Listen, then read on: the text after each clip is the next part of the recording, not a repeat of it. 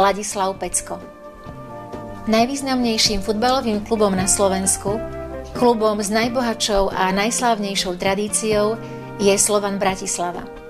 V roku 2009 si pripomenie už 90. výročie svojej existencie.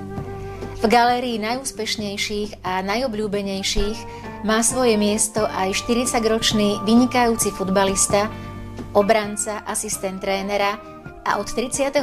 marca 2008 aj vedúca trénerská osobnosť tohto klubu, Kysučan Ladislav Pecko.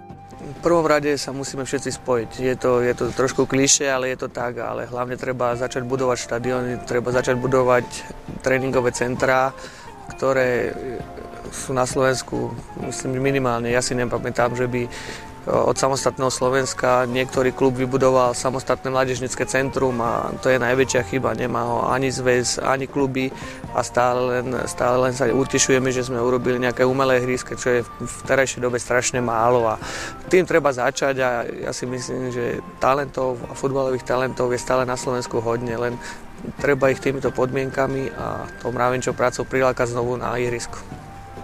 Narodil sa 27. júna 1968 v Krásne nad Kysucou. Po absolvovaní stredoškolského vzdelania sa prihlásil na Vysokú školu ekonomickú v Bratislave. Ekonomike sa však nevenoval. Naplno sa upísal svojej láske, futbalu. V reprezentačnom československom drese odohral 11 sezón a v slovenskom 6. Celkom má za sebou 305 majstrovských stretnutí. Ladislav Pecko svoje dlhoročné skúsenosti a schopnosti zužitkoval neskôr aj na poste asistenta trénera.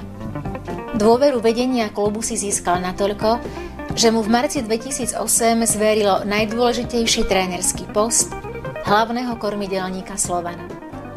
Do družstva Belasích priniesol Pecko novú energiu. Pod jeho taktovkou sa futbalové Ačko dostalo do vedenia tabuľky jesenej časti Corgon ligy a má veľké šance na získanie ďalšieho majstrovského titulu. Dalo by sa povedať, že po tej jeseni je tá práca nejak ľahká, ale ja som do toho vhúpol rovnými nohami a myslím si, že človek sa nedá sa na to pripraviť úplne ľahko. Tá práca sa vyvíja a je to dosť zložitý systém práce. Ale ja som rád, že nám to takto ide a dúfam, že to pôjde ďalej takto, ale viem, že táto práca je náročná a prídu aj horšie časy, ale na to sa treba človek psychicky pripraviť hlavne. Ja verím, že v tých zlých časoch budúcich rokov bude menej ako tých dobrých. Ladislav Pecko získava titul Osobnosť Kysuc 2008 za športový čin roka.